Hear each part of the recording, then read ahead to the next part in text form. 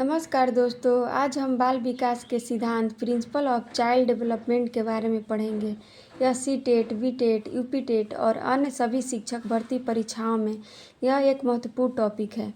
सबसे पहले समझते हैं कि बाल विकास कुछ निश्चित सिद्धांतों के अनुसार होता है। ये सिद्धांत बताते हैं कि बच्चे का विकास किस प्रकार और किस क्रम में होता है। पहला है समान प्रतिमान का सिद्धांत। इस सिद्धांत के अनुसार एक ही जाति के लोगों का विकास एक जैसा होता है। हॉर्लॉक के अनुसार प्रत्येक जाति, चाहे वह पशु जाति हो या मानव जाति, अपनी जाति के अनुरूप विकास के प्रतिमान का अनुसरण करता है। यानी कि एक ही जाति के विकास का एक क्रम होता है और विकास के गति का प्रतिमान भी समान होता है। दूसरा है निरंतरता का सिद्धांत। इस सिद्धांत के अनुसार विकास एक न रुकने वाली प्रक्रिया है, जो माँ के गर्भ में ही यह प्रक्रिया आरंभ हो जाती है और मृत्यु पर्यंत चलती रहती है। एक छोटे से नगण्य आँखों से अपना जीवन प्रारंभ करके हम सबके व्यक्तित्व के सभी पक्ष, शारीरिक, मानसिक, सामाजिक आदि का संपूर्ण विकास इसी निरंतरता के गुण के कारण भली भांति संपन्न कर सकते हैं। प्रत्येक व्यक्ति में दिन प्रतिदिन परिवर्तन और विकास होते रहते हैं। तीसरा सिद्धांत है विकास क्रम की एकरूपता का सिद्धांत। इस सिद्धांत के अनुसार विकास का अपना एक क्रम होता है जो बदला नहीं जा सकता और सभी बालकों का विकास इसी क्रम में होता है।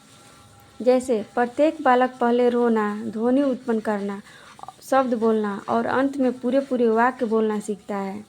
कोई भी बच्चा पहले ही अवस्था में वाक्य नहीं बोल सकता है। चौथा है विकास की गति भिन्न भिन्न दर का सिद्धांत। इसका अर्थ यह है कि विकास का विभिन्न अवस्थाओं पर विकास की गति भी बदलती रहती है। जैसे कि शैशव अवस्था में यह गति तीव्र होती है, इसके बाद धीमी होने लगती है, फिर किशोरावस्था में तीव्र हो जाती है। पांचवा है परस्पर संबंध का सिद्धांत। विकास के सभी आयाम जैसे शारीरिक, मानसिक, सामाजिक, संवेगात्मक आदि एक दूसरे से परस्पर संबंधित है। जैसे जिन बच्चों में औसत से अधिक वृद्धि होती है, वे शारीरिक और सामाजिक विकास की दृष्टि से भी काफ़ी आगे बढ़े हुए पाए जाते हैं। दूसरी ओर एक क्षेत्र में पाए जाने वाली कमियां दूसरे क्षेत्र में हो रही प्रगति में बाधक सिद्ध होते हैं।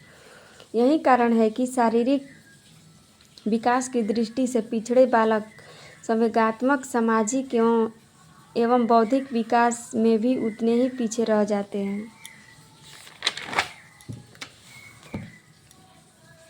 छठवां है पूर्वानुमान का सिद्धांत।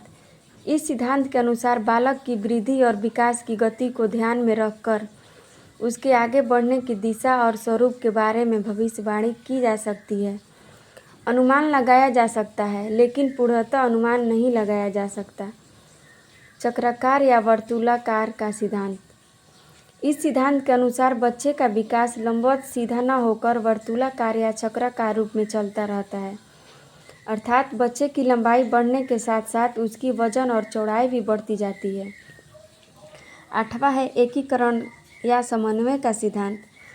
इसके अनुसार बालक पहले संपूर्ण अंगों को चलाना सीखता है, उसके बाद उसके छोटे भागों को चलाना सीखता है और अंत में दोनों आपस में मिलाकर सीखता है। जैसे बालक पहले पूरे हाथ को, फिर अंगुलियों को और फिर हाथ एवं अंगुलियों को एक साथ चलाना सीखता है।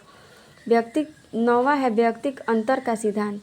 कोई भी एक बालक वृद्धि और विकास की दृष्टि से किसी अन्य बालक के समरूप नहीं होता। इसी कारण उनमें पर्याप्त विभिन्नताएं देखने को भी मिलती है। इसी कारण कोई बालक अत्यंत मेधावी तो कोई बालक सामान्य तथा कोई बालक पिछड़ा या मंद होता है।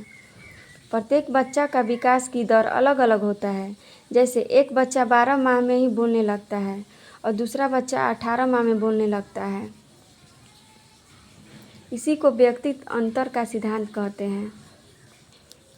धन्यवाद दोस्तों। अगर अच्छा लगा हो तो लाइक, सब्सक्राइब और शेयर ज़रूर कीजिएगा। धन्यवाद।